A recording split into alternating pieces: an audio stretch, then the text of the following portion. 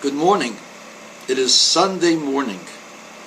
It is a glorious day in Michigan, and we live here in relative comfort and security. But I am troubled by what I see, and I am troubled by how the media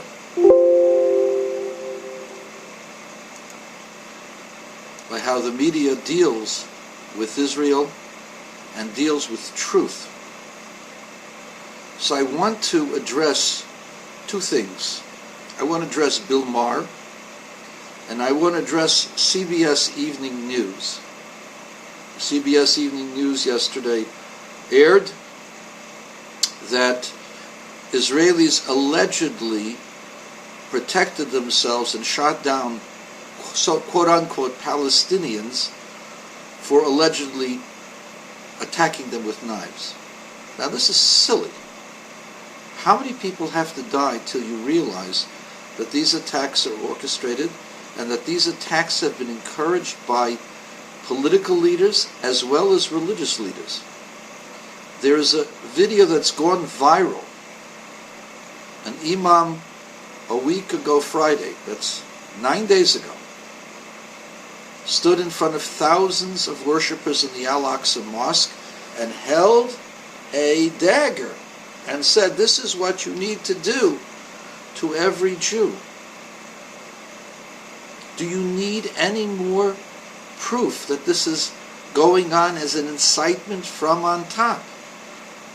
Just because you weren't there when the person took out the knife doesn't mean you didn't take the knife out. There are plenty of photographs of these knives taken out by teenagers, by women, by the most seemingly harmless of individuals, taking out knives and trying to murder and butcher people.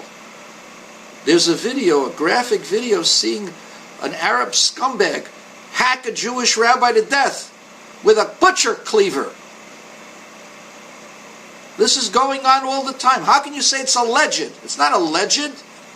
You got to be stupid. Like allegedly, the Nazis attacked France and took over Paris. Allegedly. Or you would have a headline: 150 Germans killed by the French army. In a brutal attack, the French killed Nazis allegedly trying to come across the border. How would that sound? It would sound absurd. That's exactly how you sound. And getting back to Bill Maher. Bill Maher asked an Israeli a question: how come you guys always win? And his answer was, because Israelis are scientific. Now wait a second, 1948, how many scientific Israelis were there? 1967, we were surrounded by several armies: Syrian armies, Lebanese armies, Jordanian armies, Egyptian armies. Iraqis were coming. That's how many armies? 5 armies? They were coming. There were more men, more materials than Israelis could put together. And somehow or other the Israelis won in 6 days. Now how does that happen? The United States didn't win their wars in 6 days. They got bogged down in Iraq and Syria. How is it that the Israelis always win? The Americans don't have science on their side. The Russians who went into Afghanistan didn't have science on their side. The answer is a 3-letter word. It's called God, Mr. Mayor. God is with the Jews today, for better or for worse. I don't know why. Because in World War II, we were decimated, we were brutalized. And Jews don't want to have that happen again, and have sworn to do everything they can that it should be never again. And somehow or other, God has heard their prayers. It's a form of prayer. When you think about your dead, and think about why they were killed, and think about the senselessness and the brutality of it, It is senseless for the Arabs.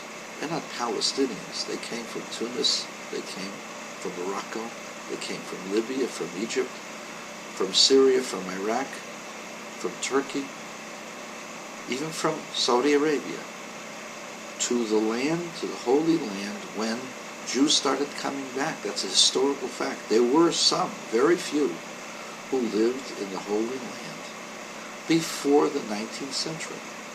As soon as jobs started being available, people started moving there.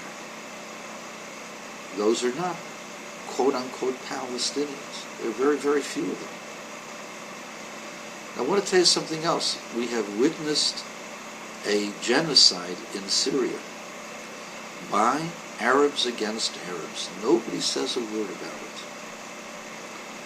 When a knife-wielding murderer, would-be murderer, is shot dead, all of a sudden you see protests, and you're abetting those protests.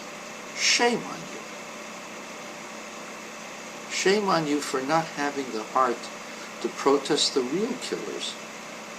Shame on you for not showing the video of that imam on your nightly show of the latest news. The reason you're not is because there are advertisers that have oil interests, and we know where they are. So I will tell you exactly what it says in this week's Torah portion. God says to Abraham, go to the land that I will show you. That's the Holy Land. Va'avorcha mevorachecha umekalelcha o'or. I will bless those who bless you, and those who curse you, I will curse. Those who, from one way or another, cause destruction and cause damage to the people of Israel, who are the descendants of Abraham, they will be cursed. And those who bless them, those who help them, they will be blessed. You only have to look at the ratings of CBS, NBC, ABC. Compare it to Fox News, and you'll see that Fox News outshines all of you. Why? In no small part because Fox News has advertised, has shown the truth, and therefore has helped the people of Israel, the Jewish people. And therefore they've been blessed. And those that show falsehood, that show only the side of the Arabs, who after they try to behead a Jew or stick a knife in a Jew's heart, and are failures at it, and then protest that the Jew didn't get killed, those people, if you go ahead and support those people, you're supporting those who try to harm Abraham's children, and therefore there's a curse there. Curse doesn't mean you're damned. Curse means that you're missing things. What are you missing? You're missing people's sympathies. You're missing people who want to watch you. You know why? Because they feel that you're telling a lie. You're not telling the truth. Start telling the truth. Start showing what exactly is happening. Show that imam. Show Abbas and his lies. And then God will bless you.